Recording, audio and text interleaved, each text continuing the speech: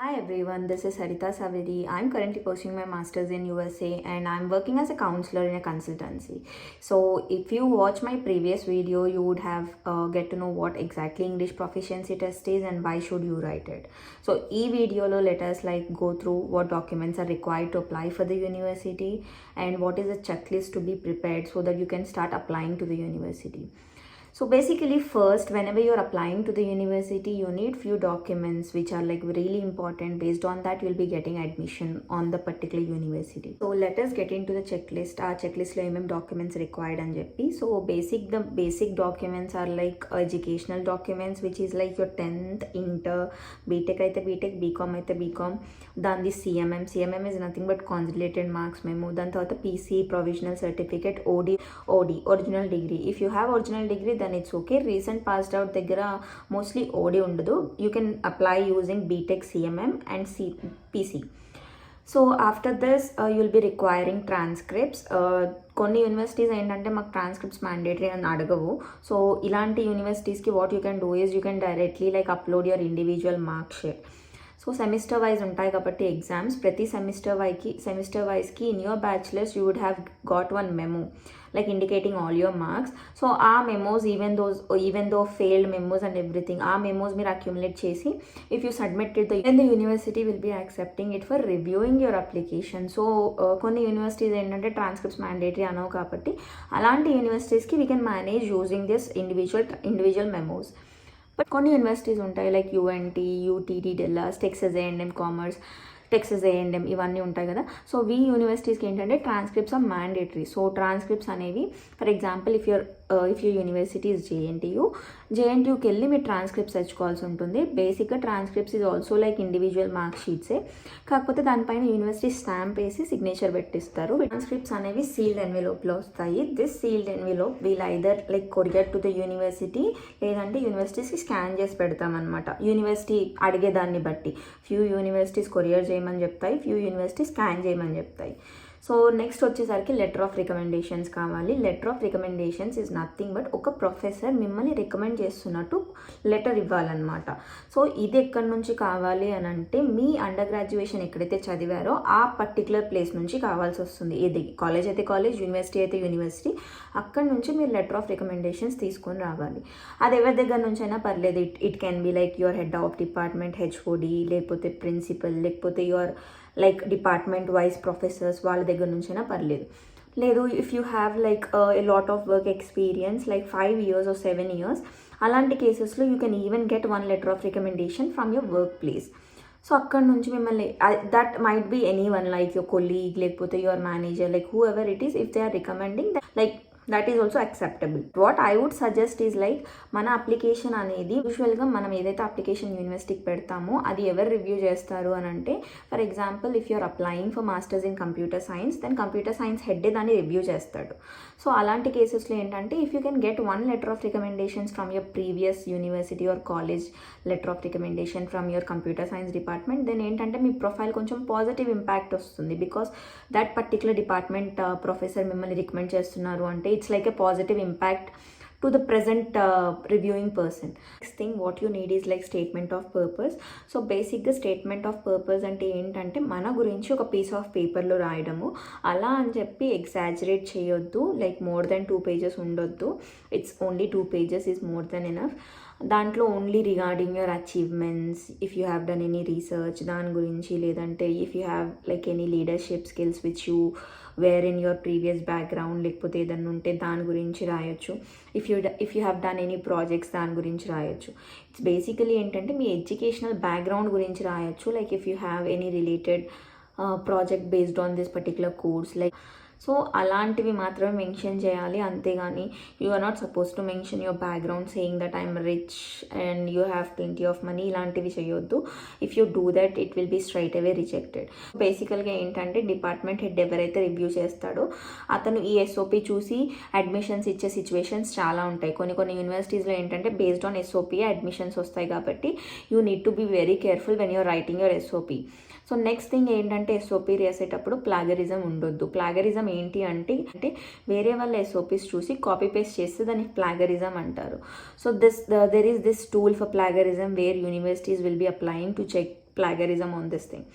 So ఇలాంటి cases ఉండకుండా ఉండాలి అంటే try avoiding that and don't do plagiarism చేస్తే if the university finds out like it is copied and everything, it will straight away reject your application. Review దాకా కూడా వెళ్ళదు, reject అయిపోతుంది. So don't do these things, you just write it. కాకపోతే ఏంటంటే like search in Google and see like what SOPs are.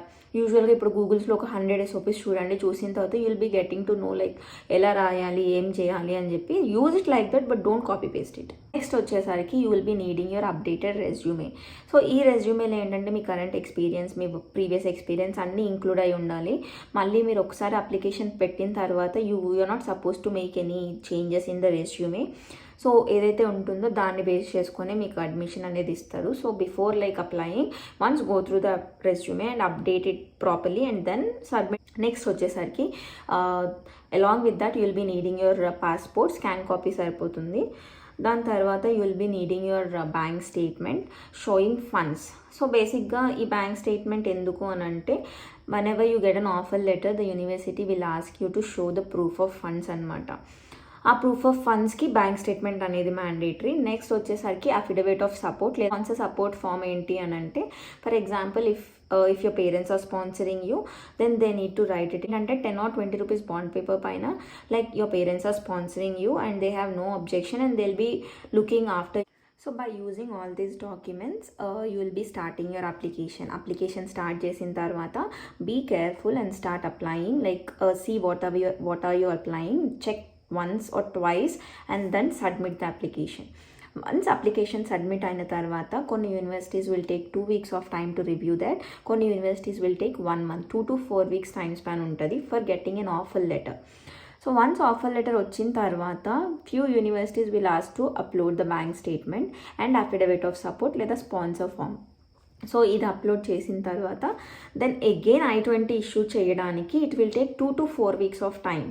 So I-20 అంటే ఏంటి అంటే certificate of eligibility. So వీసాకి వెళ్ళాలి అని అంటే you need to have this I-20. So ఈ ఆఫర్ లెటర్ వచ్చే స్పాన్లో which is like 2 to 4 weeks you need to regularly check your application portal. అన్ని రిసీవ్డ్ ఉన్నాయా, లేకపోతే ఏదైనా క్రాస్ మార్క్ ఉందా. If there is a cross mark then application రివ్యూకి వెళ్ళదు. సో అన్ని అన్ని టిక్ మార్క్ వస్తేనే then your application will go to review department. So you need to check this and you need to mail the university frequently asking the update for your application. అలా చేస్తే then you might get the offer letter before itself. So once offer letter వచ్చేసిన తర్వాత again bank statement ఇంకా ఈ sponsor form upload చేసేస్తే you'll be getting your I-20. Then up till here your application process is done. So after getting I-20 then your visa process will be starting. So once I-20 వచ్చిన తర్వాత you will be start filling DS-160. DS-160 అంటే ఏంటంటే బేసిక్గా whenever you're going to visa interviewer ఏం చేస్తాడంటే ఒక సిస్టంలో చూసి మీతో మాట్లాడతాడు. ఆ సిస్టంలో ఉండే ఫామే ఈ DS-160 form. So this is really important. You should not make any mistakes while filling this form. So బేసిక్గా ఏంటంటే లైక్ ఇప్పుడు DS-160లో మీరు do any of your relatives are in USA అంటే ఇక్కడ ఎస్ అని పెట్టి మీరు వీసా ఇంటర్వ్యూ దగ్గరికి వెళ్ళి నో అని చెప్పారంటే స్ట్రైట్ అవే రిజెక్ట్ చేసేస్తాడు. సో ఇలాంటివి జరగొద్దు అంటే you just remember whatever you're like applying in the DS-160, go and say the same thing in your visa interview. Don't just like mismatch the statements. Means mismatch చేస్తే ఏంటంటే visa ఆఫీసర్కి అక్కడే negative impression కలుగుతుంది. So that is the reason whatever you're writing in the DS-160 make sure you're saying the same thing in the visa office interview two.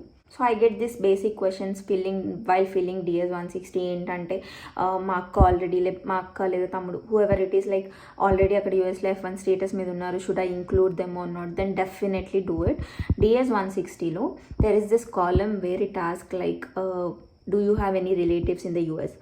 ఒకవేళ వాళ్ళు మీ blood relatives అంటే మీ సొంత family like your mother, father, your brother, sister అయితేనే దాంట్లో you need to mention it. లేదా long distance relatives ఉంటారు కదా, పిన్నులు, బాబాయ్లు, అత్తయ్యలు, మావయ్యలు, you don't need to like keep it in the profile until and unless you like you have B1 visa లేకపోతే టూరిస్ట్ వీసా, ఈ వీసాస్ ఉంటాయి కదా, అప్పుడు ఉన్నాయి అంటే then like give it. So ఇంకొక బేసిక్ క్వశ్చన్ నన్ను ఏం అడుగుతారు అని అంటే DS-160లో there is this column asking do you have rejections in the past 1 year. క్వశ్చన్కి we should like genuinely say them the truth.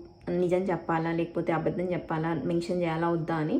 If you have a rejection definitely mention it there, because last time మీరు ఏదైతే interview ఇచ్చారో that interview the interviewer clearly he'll be writing everything in his system, so that next interview మీరు వచ్చినప్పుడు ఆ details అన్నీ ఉంటాయి why he has rejected అని. ఒకవేళ మీరు ఇక్కడ నో అని పెడితే మాత్రం you'll be straight away rejected because you haven't like disclosed that information. So ఇలాంటివి చేయకండి. Whatever it is, you just mention it there will be no problem. End of the day if you answer everything confidently, your visa has no problem, no rejections will be happening. So the next thing వచ్చేసరికి after filling DS-160 you need to pay your visa fee. Visa fee వచ్చేసరికి CGI పోర్టల్లోకి వెళ్ళి pay చేయాల్సి వస్తుంది. So visa fee is like $160, 12,160 as of now ఉంది. Next వచ్చేసరికి SEVIS fee pay చేయాలి. SEVIS is nothing but student exchange visitor information system. So బేసికల్గా ఇది ఏంటంటే ఇట్ ఈస్ ట్రాకింగ్ యూ అనమాట.